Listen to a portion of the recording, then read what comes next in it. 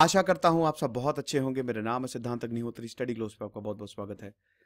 इंतजार खत्म हुआ दोस्तों, और भागवत गीता पे मैं लेक्चर्स लूंगा। ये इंट्रोडक्टरी लेक्चर्स है। भागवत गीता पे जाने से पहले हम भागवत गीता को समझेंगे। 3-4 लेक्चर जो होंगे वो इंट्रोडक्शन के ही होंगे, क्योंकि मैं ये मान के चल रहा हूँ कि बहुत लोगों को इसके बारे में मालूम नहीं होगा, भागवत गीता के बारे में मालूम नहीं होगा। हर कोई सुन रहा है, तो आराम आराम से चलेंगे। 1-2 महीने में मैं पूरी भागवत गीता को खत्म करूंगा, आराम आराम से चल के। तो हिंदुइज्म को भी हम साथ साथ में जानेंगे, और धर्मों से भी कंपेयर करेंगे। कंपैरिजन वैसे कुछ सही नहीं कंपैरिजन करना, बट बताएंगे कि और क्या कहते हैं। तो भागवत गीता पे लेक्चर्स आज से शुरू हैं। अगला जो लेक्चर है वो संडे को होगा। अब संडे को आएगा। अब आप बोलेंगे सर इतना लंबा गैप। दोस्तों अभी फरवरी तक गैप्स ऐसे ही रहेंगे, उसके बाद मैं डेली लेके आऊंगा, क्योंकि मेरी अभी पूरी तरीके से तबीयत सही नहीं हुई है। रिसर्च में मुझे थोड़ा टाइम लगता है। मैंने बहुत सारी किताबें पढ़ी हैं, दोबारा उनको देखना, पॉइंट्स निकालना, तो थोड़ा सा उसमें वक्त जाता है। तो इसीलिए अभी फिलहाल, क्योंकि थोड़ा बिजी शेड्यूल है, गैप जैसे मैं कोशिश करूंगा कि 2 दिन में लेक्चर ले आऊं, लेकिन अभी जैसे दूसरा लेक्चर वो संडे को आएगा। ठीक है, तो फिलहाल ये इंट्रोडक्टरी लेक्चर है। बात करते हैं हम श्री कृष्ण और अर्जुन की। क्या बात है। इंस्टा पे मैं आ गया हूं, मुझे अभी इसी वक्त जाके फॉलो करो, इतना तो कर ही सकते हो। और कमेंट और डिस्क्रिप्शन बॉक्स में लिंक दिया है, सारे सोशल मीडिया अकाउंट्स का लिंक्स दिए हैं, तो आप वहां पे मुझे जाके फॉलो कर सकते हैं। अभी मैं ट्रैवल करने वाला हूं, तो 1-to-1 भी आप इंटरेक्ट कर सकते हैं। देखो, हिंदुइज्म जो है ना, वो एक सोच है ना। हिंदुइज्म आपको जीने का रास्ता दिखाता है, ये आपको जीने का तरीका बताता है। ये 4 युग है, ठीक है। अभी बहुत ज्यादा हम हिंदुइज्म पे नहीं जाते हैं, बहुत वाइड है, लेकिन आप इतना समझिए कि हमारा जो अल्टीमेट एम है वो मोक्ष प्राप्ति है, मोक्ष को पाना है। हम एक ब्रह्म है, ब्रह्म एक सागर है, वहां से ब्रह्म के पार्ट, छोटी छोटी एनर्जीज हम हैं, जो कि इस धरती पे आते हैं, और हम माया से इंटरैक्ट करते हैं। और हमको इस चक्र के, ये जीवन मरण, इसको पूरा एक चक्र बोलते हैं, ठीक है। बार बार हम मरेंगे, हमारी आत्मा कहीं और ट्रांसफर होगी, फिर तो ये लाखों सालों का जो चक्र होता है, इसको तोड़ के हमको वापस उस ब्रह्म में मिल जाना है। यह प्रोसेस है हिंदुइज्म का। और मोक्ष पाने के 4 तरीके होते हैं। अब आप बोलेंगे सर इतनी सारी योनियों में, लाखों योनियों में 6 पार्ट्स होते हैं, ठीक है। 6 पार्ट्स होते हैं बेसिकली लाइफ के। उसमें कर्म जो है वो आप ह्यूमन लाइफ में ही जनरेट कर सकते हो। बाकी किसी भी योनि में, अगर आप मान लीजिए कुत्ता बन गए, आपने कोई भी, या शेर बन गए, तो उसमें कॉन्शियसनेस ही नहीं है, तो वहां पे कर्म जनरेट होंगे ही नहीं। तो इसीलिए जब आप इंसान, आप इतने अच्छे कर्म कर लो कि दोबारा आप यहां पे आओ ही नहीं, सीधा मोक्ष की प्राप्ति हो। यह कंसेप्ट है। 4 तरीकों से आप मोक्ष को प्राप्त कर सकते हैं। सबसे बड़ा है कर्म और धर्म। कर्म योग से, अच्छे कर्म जितना हो सके अच्छा करो। दूसरा है ज्ञान, इतना ज्यादा ज्ञानी हो जाओ, और वो सही ज्ञान होना चाहिए, तब आपको मोक्ष की प्राप्ति हो जाएगी। तीसरा है हठ योग। आप अपनी बॉडी को इस तरीके से ट्रेन कर लो, जो योगी होते हैं ना, देखा है ना किस तरीके से उनके जो चक्र है ना, टोटल 6 चक्र होते हैं ना आपकी बॉडी में, तो जो चक्र हैं वो जीवित हो जाते हैं। और चौथा है भक्ति योग। भगवान की भक्ति में इतना ज्यादा लीन हो जाओ। भक्ति का मतलब देखिए, मूर्ति पूजन का मतलब सिर्फ ध्यान लगाने से है। जब आप ध्यान लगाते हो ना, तो आप उस कॉस्मिक एनर्जी से, यूनिवर्स से जुड़ जाते हो, आपकी एनर्जी अलाइन हो जाती है। इसीलिए कहते हैं मेडिटेट करो, तो आपको वो दिव्य दर्शन हो जाते हैं जो अर्जुन को हुए। तो अब ये तो हिंदुइज्म की कोर फिलॉसफी हो गई। 4 युग हैं। हमारा टाइम स्केल, स्पेस का टाइम स्केल अलग है, आप देख सकते हैं। रेशियो 4:3:2:1 का है। ये 4 साइकिल है। ये युग जो है वो साइकिल में चलते हैं।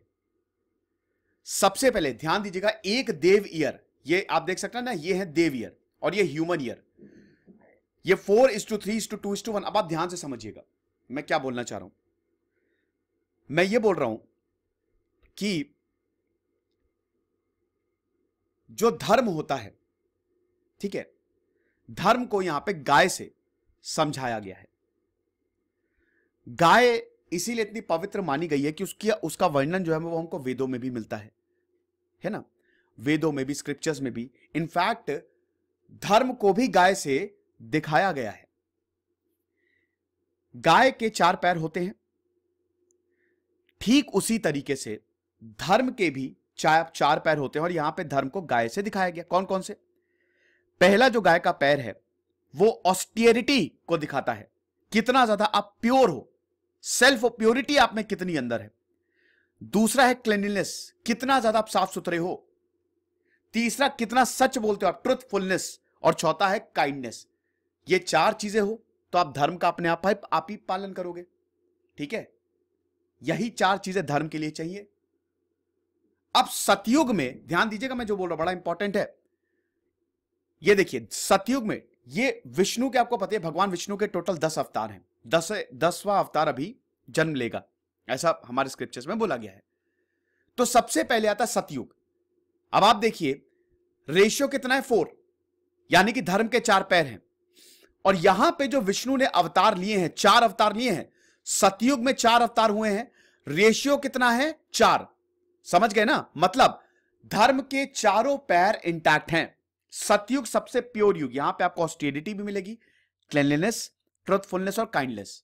और आप देखिए मत्स्य अवतार, कुर्मा अवतार, वराह और नरसिम्हा, ये चारों के मतलब हर एक अवतार जो है वो एक धर्म को दिखाता है कि धर्म स्थापित करने के लिए एक विष्णु भगवान के अवतार ने जन्म लिया। तो इसका ड्यूरेशन कितना है, 4800 देव ईयर्स, यानी कि 17,28,000 साल, अगर ह्यूमन ईयर्स की बात करें। फिर आता है आपका त्रेता युग। त्रेता यानी 3, त्रेता युग। अब आप देखिए एक पैर धर्म का गायब हो गया। त्रेता युग में आपको ऑस्टेरिटी इतनी देखने को नहीं मिलेगी। 3,600 देव years, I am sorry, 12,96,000 human years. अब देखिए एक पैर गायब हो गया तो धर्म के 3 पैर है, तो विष्णु के अवतार कितने होंगे, 3। अरे यार ये देखिए 3, वामन, परशुराम और भगवान राम। रामायण त्रेता युग में ही तो लिखी गई ना। अब देखिए यहां पे धर्म जो है वो इंटैक्ट है, 3 पैर इंटैक्ट है। इसलिए अगर आप रामायण और महाभारत को कंपेयर करेंगे तो रामायण में धर्म बहुत, मतलब धर्म का जो पैरामीटर है उसमें प्योरिटी है, उसमें काइंडनेस है, उसमें ट्रुथफुलनेस है, उसमें सब कुछ दिखाया गया है। लेकिन ऑस्टेरिटी नहीं है। रावण में ऑस्टेरिटी कहां थी? तो त्रेता युग की बात करें तो त्रेता युग में ही रामायण लिखी गई थी। रामायण की हम किसी और दिन बात करेंगे। अभी द लेजेंड ऑफ हनुमान आई है, एनिमेटेड सीरीज, तो देखिएगा मजा आ जाएगी। भगवान राम और भगवान कृष्ण यही जीवन जीने के रास्ते होते हैं। भगवान राम मर्यादा पुरुषोत्तम है बेटा, पुरुषोत्तम के आगे मर्यादा लगा लो। यानी कि भगवान राम जिस तरीके से हमारा एडमिनिस्ट्रेशन चलता है, जिस तरीके से हमारी जुडिशरी चलती है, भगवान राम उसका प्रतीक है। मार्वल के कैप्टन अमेरिका भगवान राम से ही उन्होंने इंस्पिरेशन ली है। वो कभी भी गलत बर्दाश्त नहीं करेंगे और धर्म के रास्ते पे ही चलेंगे। एक जीव की भी जान को बचाने के लिए वो अपनी जान कुर्बान कर देंगे, उसके लिए भी लड़ जाएंगे। भगवान राम राक्षसों को भी उतना ही सम्मान देते हैं जितना देवों को देते हैं। तो भगवान राम बनना आसान नहीं है। आपके घर में नौकरानी आती होगी, हालांकि मेरे यहां नहीं आती है, मैं इस पक्ष में बिल्कुल नहीं रहता ह्यूमन एक्सप्लॉयटेशन के। अब इसके बहुत तर्क वितर्क है, अलग बात है। तो क्या आप उसको सोफे पे बैठने देते हैं? नहीं, बैठ जाएगा, अरे सोफे पे बैठ गई, है ना। क्या आप उसके साथ अपना खाना शेयर करेंगे? खाना तो छोड़िए, बहुत लोग तो खाना देते अलग ही प्लेट में देते हैं। भगवान राम ने शबरी के जूठे बेर खाए थे। आप समझ सकते हैं ना कितनी बड़ी बात है। तो ये जो जितना ये पाखंड है ना, भगवान राम, पहले राम जैसा बन के दिखा दो। सीधा रास्ता। भगवान राम ने धर्म के लिए अपने राजपाट को छोड़ दिया, सब कुछ छोड़ दिया, यहां तक कि अपनी पत्नी तक को छोड़ दिया। ये सीख मिलती है इससे कि अगर आप धर्म के रास्ते पे हैं, अगर आप लॉ, रूल्स एंड रेगुलेशंस, आपको अगर अपना राज्य बचाना है, अगर राज्य में आपको समृद्धि लानी है, तो आप इतना समझिए कि लोगों के लिए आपको ये सारी कुर्बानियां देनी पड़ेंगी। ये भगवान राम हमको सिखाते हैं। लेकिन हम भगवान राम की अभी बात नहीं कर रहे हैं। और भगवान कृष्ण बिल्कुल अलग है। भगवान कृष्ण ने सारे रूल तोड़े। भगवान कृष्ण बताते हैं कि आपको जीवन, आप सच्चाई, धर्म को स्थापित करने के लिए अगर आप झूठ भी बोल दो तो वो भी थोड़ा बहुत फ्लेक्सिबिलिटी चलती है। भगवान कृष्ण। तो आप देख सकते हैं कि एक धर्म का पैर गायब हो गया, त्रेता युग। द्वापर युग आया, द्वापर युग में ही महाभारत लिखी गई। द्वापर युग में थोड़ा सा पाप ज्यादा बढ़ गया क्योंकि 2 धर्म के पैर गायब हो गए, तो रेशियो कितना होगा 2। आई एम सॉरी, कितने देव ईयर्स 2400, 8,64,000 ह्यूमन ईयर्स, और अब अवतार 2 हैं, कृष्ण और देखिए गौतम बुद्ध जो है, गौतम बुद्ध को भी अवतार माना जाता है विष्णु का, लेकिन बहुत लोग इससे इत्तेफाक नहीं रखते। तो कई जगह आप देखेंगे गौतम बुद्ध को हटा के बलराम लिखा जाता है। तो कृष्ण मेन यहां पे जो अवतार थे वो हैं कृष्ण, भगवान कृष्ण, और द्वापर युग में ही महाभारत लिखी गई। आई एम सॉरी, खांसी आएगी थोड़ी, मैंने बताया ना तबीयत थोड़ी सही नहीं है। आखिरी में आता है जो अभी चल रहा है कलयुग। कलयुग में खाली एक ही धर्म का पैर रहेगा, बाकी तीनों गायब हो जाएंगे, वो है ट्रुथ, सच्चाई। बस आज भी आपको लोग मिलेंगे, काइंडनेस गायब है, ऑस्टेरिटी, क्लीनलीनेस, पवित्रता तो बिल्कुल ही गायब है, क्लीनलीनेस भी गायब है, आप देख ही सकते अपने इर्द गिर्द, खाली सच्चाई रहेगी, और धीमे धीमे ये भी गायब हो जाएगी। जब कलयुग अपने चरम पे होगा, मैं कलयुग पे एक सेपरेट वीडियो बना दूंगा, तब काल की अवतार जन्म लेंगे, और उसके बाद वो he'll come on white horse, सफेद घोड़े पे आएंगे और सबका विनाश कर देंगे, और फिर से ये साइकिल सतयुग, त्रेता युग, द्वापर और कलयुग स्टार्ट हो जाएगी। समझ गए? तो महाभारत जब खत्म हुई, वहां से ही कलयुग की शुरुआत हुई। कुछ सालों बाद जब भगवान कृष्ण जो है वो वैकुंठ लौट गए, उसके बाद हम ये देखते हैं कि वहां से ही शुरुआत होती है कलयुग की। समझ गए आप ये पूरा टाइम स्केल? बहुत बढ़िया, आगे बढ़ते हैं। ये हैं हमारे हिंदू स्क्रिप्चर्स। अब ये आपको समझना है, हिंदू स्क्रिप्चर्स की बात करें तो सबसे पहले है श्रुति। श्रुति और स्मृति। श्रुति जो है जिनको हम सुनते हैं, ठीक है, स्मृति जिनको हम याद करते हैं। तो श्रुति में 4 वेद, सबसे ऊपर है हमारे वेद, ऋग्वेद, सामवेद, यजुर्वेद और अथर्ववेद, ठीक है। अब इसको भी आप 4 में, कर्म कांड और ज्ञान कांड, जो आप सुन सुन के, गुरुकुल होता था ना, सारे स्टूडेंट्स बैठ जाते थे, श्लोक पढ़ा जाता था ऋग्वेद का, सामवेद का, यजुर्वेद का। संस्कृत एक ऐसी भाषा है, कम शब्दों में आप पूरे यूनिवर्स को बता सकते हो। तो 4-4 लाइन के श्लोक होते थे, 2-2 लाइन के श्लोक होते थे। ऋग्वेद पूरी श्लोकों में ही तो लिखी गई है कि नहीं? तो ये इसीलिए इतना छोटा इसको किया जाता था ताकि याद रहे। और जो वेदों का पूरा पाठ कर लेता था, शूद्रों को, देखिए लेटर वैदिक पीरियड ने सब बिगाड़ के रख दिया। यहां पे जब कास्ट डिवीजन हो गया तो बहुत गलत हुआ, और मैं इसके बिल्कुल भी पक्ष में नहीं हूं। जब शूद्रों की इतनी बुरी हालत की गई, वो वेद सुन नहीं सकते थे, पढ़ते तो बड़ी दिक्कत कर देते। क्लास डिवीजन हमारे महाभारत में भी दिखाई गई है। सूत पुत्र कर्ण, कर्ण भी तो क्लास डिवीजन का ही शिकार थे। हालांकि कर्ण में एक बहुत बड़ी हमको सीख मिलती है कि रिसेंटमेंट उनमें बहुत ज्यादा था। मतलब यह था कि कर्ण महान थे, महादानी थे, मेरे फेवरेट कैरेक्टर हैं। वैसे आपको बता दो, महाभारत में मेरे फेवरेट कैरेक्टर कर्ण है। लेकिन उनमें एक चीज एक तो वो ब्लाइंड लॉयल्टी। मैं भी अमीश त्रिपाठी का इंटरव्यू सुन रहा था, उन्होंने बताया कि वो ब्लाइंड लॉयल थे। कभी भी उन्होंने अपने मित्र को गलत रास्ते पे जाने से रोका नहीं। जो दुर्योधन कर रहा था उसका साथ में साथ देते गए।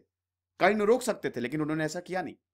कर्ण, भगवान कृष्ण ने अर्जुन को साफ बोल दिया था, देखो बेटा, कर्ण तुम्हारी बैंड बजा देगा, ध्यान से रहना।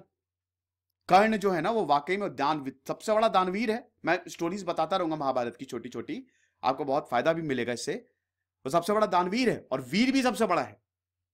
और जब कर्ण और अर्जुन का, जब द्रोणाचार्य स्वर्ग गए, मतलब जब उनका वध किया अर्जुन ने, तो कर्ण को सेनापति बनाया था ना। और कर्ण और अर्जुन का जो युद्ध हुआ 17वें दिन, वो सबसे भीषण युद्ध माना जाता है महाभारत में। और कर्ण महान थे, लेकिन वही 2 चीजें उनमें ऐसी थी। एक तो ब्लाइंड लॉयल्टी, कभी किसी के लिए अंधभक्त मत बनो। और दूसरी जो इंपॉर्टेंट चीज है वो रिसेंटमेंट। कर्ण को लगता था कि हमारे साथ ही सबसे ज्यादा गलत हो रहा है। मैं यहां पे अमीश त्रिपाठी को कोट कर रहा हूं, मैं पहले बता दे रहा हूं, ठीक है। कर्ण को लगता था कि हमारे साथ ही गलत हो रहा है, सारी प्रॉब्लम्स मेरे साथ ही हैं। ऐसा नहीं है, हर किसी की प्रॉब्लम्स है। अर्जुन की भी, क्या पांडवों की प्रॉब्लम्स नहीं थी? उनको कभी राजपाटी नहीं मिला। भगवान कृष्ण की प्रॉब्लम नहीं थी, सबकी प्रॉब्लम थी। लेकिन कर्ण को लगता था कि सबसे बड़ा वो जो दुर्भाग्य वो मेरा ही है। तो श्रुति विच वॉज हर्ट, और इसके बाद आता है स्मृति, जो लिखी हुई है। अब स्मृति में हमारे आते धर्मशास्त्र, इसमें मनुस्मृति, पराशर स्मृति, नारद स्मृति, और भी 18 पुराण। सबसे इंपॉर्टेंट इसमें है हमारे भागवत गीता। श्रीमद् भागवतम पुराण में आता है ये। उसके बाद रामायण, इतिहास में रामायण और महाभारत, ये इतिहास है। और दर्शन, फिर 6 दर्शन शास्त्र हैं हमारे, फिर वेदंगास, उपवेद और अगमास। अब ये हम, ठीक है, ये सब एक ओवरव्यू हो गया आपका हिंदुइज्म का, ठीक है। तो हम यहां पे श्रीमद् भागवत गीता पुराण की बात करेंगे। फिलहाल मैं आपको इन सबका ओवरव्यू दूंगा। देखिए ये जो लेक्चर्स है ना भागवत गीता पे, ये आप ये मत समझिए मैं सिर्फ भागवत गीता, मैं हर जगह से, ऋग्वेद से रिलेट करूंगा, यजुर्वेद से रिलेट करूंगा, इतिहास दर्शन से भी रिलेट करूंगा। समझ लीजिए कि एकदम एनलाइटेंड होके आप बाहर निकलेंगे अगर आप इस पूरी लेक्चर सीरीज को फॉलो करते हैं। तो अब हम भागवत गीता पे आ जाते हैं। मैंने फिर बता दो 4-5 इंट्रोडक्शन लेक्चर्स लगेंगे मुझे। तो पहला है, अभी फिलहाल हम सिर्फ और सिर्फ बेसिक्स देखते हैं। भागवत गीता सबसे ज्यादा सेलिब्रेटेड है, ये आपको पता है। भागवत गीता की बात करें तो ये वो हिंदू स्क्रिप्चर्स है जो होली स्क्रिप्चर है, मतलब हिंदुइज्म में सबसे पावन भागवत गीता को माना। हालांकि बहुत सारे स्क्रिप्चर हैं लेकिन the most followed is Bhagavad Gita. क्यों? क्योंकि आपको जीने का तरीका बताती है यार, आपको जीना कैसे है। तो इसीलिए Bhagavad Gita is very important. आपको जीना कैसे है, जिस तरीके से लोग हिंसा की बात करते हैं, अबे हिंदू खतरे में नहीं, तुम खतरे में हो। हिंदुइज्म कभी ना खतरे में था ना खतरे में होगा, क्योंकि हिंदुइज्म इज यूनिवर्स। इतने बड़े बड़े रूलर्स है, कट्टरवादी आए, वो आके चले गए, हिंदुइज्म अभी भी है। इतने सालों से हम अभी भागवत गीता की बात करते, तो कभी खत्म। ये सोच है भाई, सोच को आप कैसे मार सकते हो। भागवत गीता आपको जीने का तरीका बताती है। समाज को साथ में लेके चलो, समाज के साथ साथ चलो, समाज का कैसे कल्याण होगा। हालांकि इस पे डिबेट्स भी बहुत ज्यादा हैं, है ना। इंडिविजुअलिस्टिक, आपको अपने खुद के एम्बिशंस को छोड़ना पड़ेगा। पूरे समाज के बारे में आपको, सर्वाइवल ऑफ द फिटेस्ट नहीं है बेटा, ये वेस्टर्न फिलोसफी छोड़ देना, भूल जाओ। यही भागवत गीता पढ़ रही है तो जितने बड़े वेस्टर्न हो वो सब वहीं पे रखो। यहां पे वासुदेव कुटुंबकम की बात होती है, सर्वाइवल ऑफ द फिटेस्ट की बात नहीं होती है। सबको साथ में लेना, अगर कोई कमजोर है तो ये तुम्हारी जिम्मेदारी है कि उस कमजोर को भी साथ में लेके चलो, ना कि उसको कुचल के आगे बढ़ो। यही महानता है भागवत गीता की। महाभारत जो है, मैं बताऊंगा कि क्या ये रियल है, मिथ्स है, ओल्ड एज कितनी पुरानी है महाभारत, वो भी आपको बताऊंगा आने वाले लेक्चर्स में। 4-5 इंट्रोडक्शन। तो ये हमारा प्राइमरी होली स्क्रिप्चर है हिंदुइज्म का। हिंदुइज्म दुनिया का तीसरा सबसे बड़ा रिलीजन है। एक समय पे सबसे बड़ा हिंदुइज्म ही था, बहुत सारी ब्रांचेस निकली हिंदुइज्म से, और बाद में फिर बहुत कन्वर्जन भी हुए भारत में, आपको पता ही है ना। हिंदुइज्म सबसे पुराना रिलीजन है, ओल्डेस्ट रिलीजन है ना, सनातनी, सनातन धर्म। पहले हम सनातनी थे, है ना। आपको हिंदुइज्म, हिंदू कहीं आपको नहीं मिलेगा, हमारे स्क्रिप्चर्स में हिंदू नहीं मिलेगा, सनातन मिलेगा। हिंदू तो ये अरब जब यहां पे आए तो इधर इंडस वैली सिविलाइजेशन, मतलब इंडस नदी, ठीक है, सिंधु नदी, और ये हिमालय, तो उससे आ गया हिंदू, बाद में आया, लेकिन एक्चुअली में हम सनातनी हैं। तो गीता जो है क्या है आप समझिए। महाभारत को हमको समझना जरूरी है। जब महाभारत हुआ, महाभारत में हम ये देखते हैं कि एक तरफ थे कौरव, कौरव मतलब दुर्योधन। दुर्योधन था, दुर्योधन के 99 भाई। हर किसी की स्टोरी है, दुर्योधन की कोई बैक स्टोरी नहीं है, ये भी मैं आपको बता दूं। महाभारत में जितने कैरेक्टर्स हैं उनकी एक बैक स्टोरी है, मतलब पिछले जन्म में ये क्या थे। जैसे अर्जुन और कृष्ण की दोस्ती जग जाहिर है, नर नारायण थे वो, तो सबकी एक बैक स्टोरी है, दुर्योधन की नहीं है खाली। तो दुर्योधन जो है कौरव की तरफ, शुरुआत से ही हम ये देख रहे हैं कि वो पांडवों से चिढ़ता था। अब वो क्यों चिढ़ता था? शकुनी की वजह से। शकुनी एक बहुत इंपॉर्टेंट कैरेक्टर महाभारत का, जो कि दुर्योधन का मामा था, है ना। अभी सिर्फ आप एक ब्रीफ इंट्रोडक्शन सुनिए, हम बिल्कुल डीप में घुसेंगे, बिल्कुल भी परेशान होने की जरूरत नहीं है, एक एक चीज बता दूंगा, लेकिन सिर्फ अभी एक प्राइमरी, एक छोटा सा इंट्रोडक्शन है। तो हुआ क्या कि इसीलिए बोलते बेटा अपने एडवाइजर को बहुत अच्छे से रखो, क्योंकि तुम्हारा दिमाग अगर वो तुमको गलत रास्ते पे ले जा रहा है ना, तो तुम्हारा दिमाग फिरा देगा वो। अपने एडवाइजर को बहुत ही सोच समझ के चुनो। तो अब हुआ क्या कि शकुनी जो है वो लगातार, शकुनी की भी बैक स्टोरी है, वो लगातार जो है दुर्योधन के कान भरता रहा, जिसकी वजह से उन्होंने पांडवों से नफरत किया। फिर हम ये देखते हैं कि जब पांडव वापस आए, मतलब आपको पता है कि पांडवों को अलग राज्य दिया गया था, वो पूरा बंजर था, पांडवों ने उसको भी कमाल का राज्य बना दिया।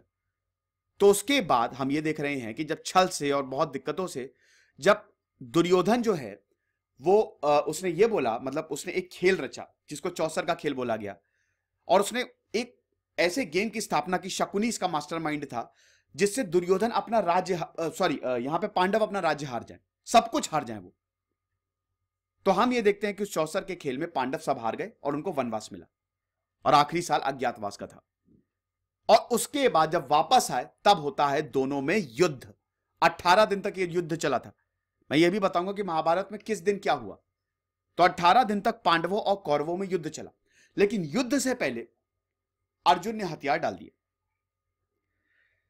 यहां पे भगवान कृष्ण जो थे वो शुरू से ही पांडवों के साथ थे, और ये एक चॉइस थी। दुर्योधन जो है वो भी भगवान कृष्ण के पास गया, अर्जुन भी भगवान कृष्ण के पास गए युद्ध शुरू होने से पहले। वनवास जब काट के आ गए थे तब की बात है, क्योंकि तब सीधा युद्ध होना था।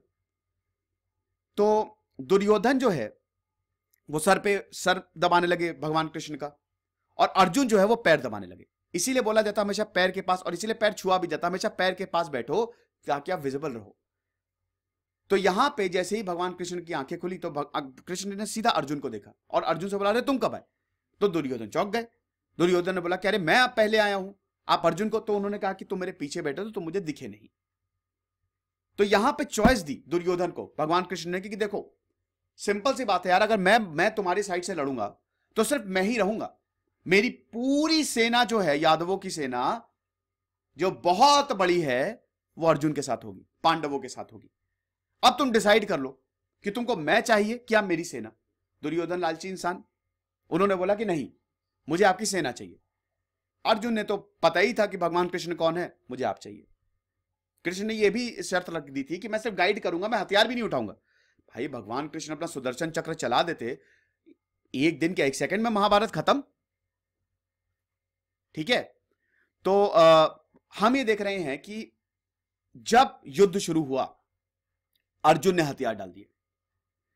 अर्जुन ने हथियार डाल दिया और बोला कि मेरे सामने मेरे सारे भाई हैं, भले ही वो मेरा गलत सोच रहे हैं, लेकिन है तो मेरे भाई।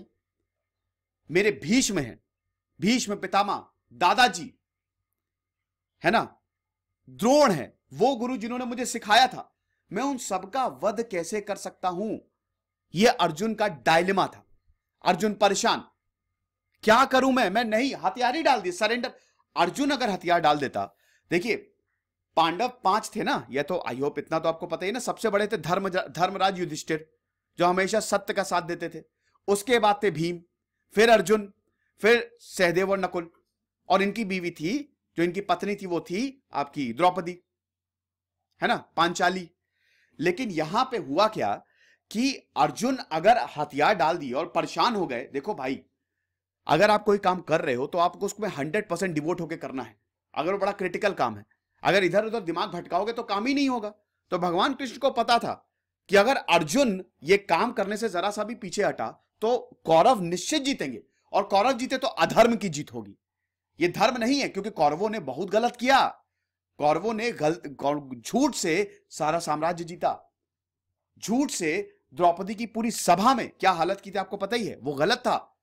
तो इस अधर्म के खिलाफ धर्म की जीत होना बहुत ज्यादा जरूरी है, क्योंकि अगर अधर्म जीता तो ये पूरी दुनिया भर के लिए मिसाल साबित होता कि अधर्म जीता, और उसके बाद फिर धर्म रहते नहीं, अधर्म ही रहता। तो भगवान कृष्ण को पता था कि अर्जुन को मनाना पड़ेगा। जब अर्जुन बिल्कुल परेशान, क्या करें समझ नहीं आ रहा है, हथियार उठाएं ना उठाएं, सामने मेरा पूरा परिवार, मैं अपने कुल को कैसे साफ करूं, कैसे मारूं। भगवान कृष्ण ने फिर अपने ये विराट रूप, 10 अवतार, भगवान कृष्ण ने वहां पे टाइम रोक दिया, वक्त को रोक दिया, और अपने 10 अवतार रूप में आए, वो विराट रूप में, और अर्जुन को दर्शन दिए, और तब अर्जुन को समझाया। और ये जो समझाया अर्जुन को, इसी को ही भागवत गीता बोल रहे हैं। ये भगवान कृष्ण की वाणी है, कृष्ण की। तुम्हारा धर्म क्या है, तुम्हारी ड्यूटी क्या है, आत्मा के बारे में आप देखिए क्या क्या, आत्मा के बारे में, ज्ञान के बारे में, उसके बाद भक्ति के बारे में, आइडियल्स, मोक्ष, everything, whatever Bhagwan Krishna had, he had given to Arjun, all the teachings. तो भगवान कृष्ण ने अर्जुन की काउंसलिंग की, बहुत परेशान थे अर्जुन, डिप्रेशन में चले गए थे। धर्म को स्थापित करने के लिए यह युद्ध होना, महाभारत होना बहुत ज्यादा जरूरी है। और इसी को ही भागवत गीता बोला गया, कंपाइलेशन। ये जो अर्जुन और कृष्ण के बीच का संवाद है, और इसी को ही हमको पढ़ना है। और ये इतना महान है कि इसमें आपको एंटरप्रेन्योर लेसन्स मिलेंगे कि आप अगर एंटरप्रेन्योर है तो अब आपको क्या करना है, अगर आप अपने जीवन में पढ़ाई करें तब आपको क्या करना है, बहुत प्रॉब्लम्स है तब आपको क्या करना है, आप एक लीडर कैसे बने, आपको सक्सेस कैसे, एवरीथिंग इज डिकोडेड इन भागवत गीता। समझ गए? तो ये आपके सामने है भागवत गीता। फिलहाल मैं महाभारत के बारे में आपको थोड़ा सा बता देता हूं। देखिए, महाभारत की बात करें तो महाभारत द्वापर युग में लिखी गई थी, आपको पता ही, अभी मैंने बताया। टोटल 18 चैप्टर्स हैं। सबसे बड़ा, ध्यान दीजिएगा, सबसे बड़ा महाकाव्य है महाभारत, और टोटल 700 वर्सेस हैं, है ना। अगर ऑथरशिप की बात करें, किसने, वेद व्यास ने लिखी थी। भगवान गणेश स्वयं आए थे, वेद व्यास ने नरेट की थी और भगवान गणेश ने इसको लिखा था। ये आपको, आई होप आपको पता ही होगा। और तब से लेकर अभी तक भागवत गीता को हम पढ़ रहे हैं। ये एक ब्रीफ इंट्रोडक्शन था कि भागवत गीता एक्चुअली शुरू कहां से हुई। अब हम अगले, जब संडे को दूसरा इंट्रोडक्टरी लेक्चर लेंगे, तब ये जो मैंने आपको बताया है इसमें हम थोड़ा सा डीप में जाएंगे, ठीक है। मैं आपको बता दूं कि मैं कौन कौन सी किताबों का रेफरेंस मैं आपको दे रहा हूं। एक तो मैंने गांधी जी की किताब पढ़ी थी, my views on Bhagavad Gita. एक मैंने अभी एस राधा कृष्णन की, वो अभी पढ़ी।